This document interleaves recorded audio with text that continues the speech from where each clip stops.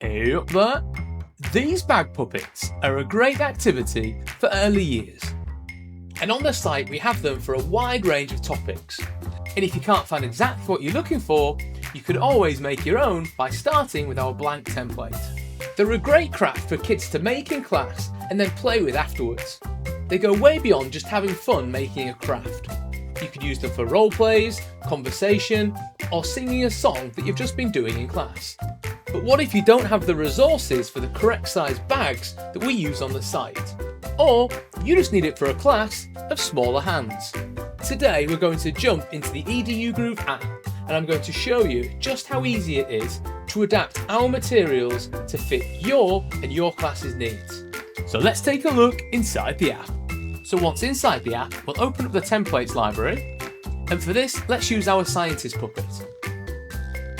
Now the bag that this template was designed for was 11.5 by 17 centimeters, but these smaller bags are only 10 by 15.5 centimeters. So the first thing I'm going to do is I'm going to turn on the ruler. This ruler is a 30 centimeter ruler and it's completely to scale as a ruler that you'll find in your classroom. So let's scale the width down. Just give it a little recheck. Yep, so 10 centimeters.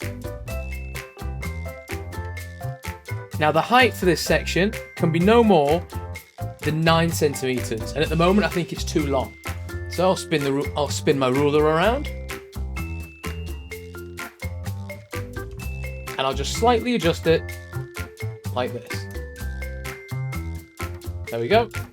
And then I'll do exactly the same for the head.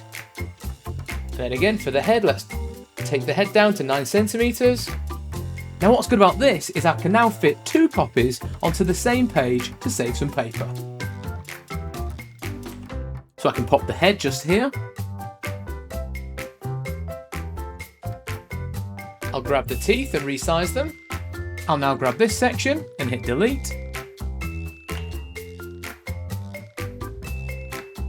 Make sure this is unlocked. And I can now turn off my ruler.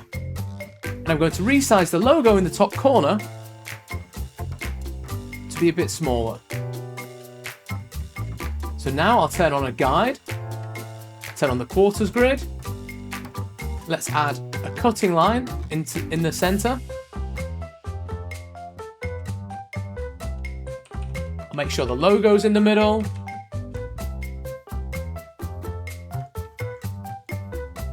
I'll put the head in the middle, along with the teeth and the body. I'll now copy the head, the teeth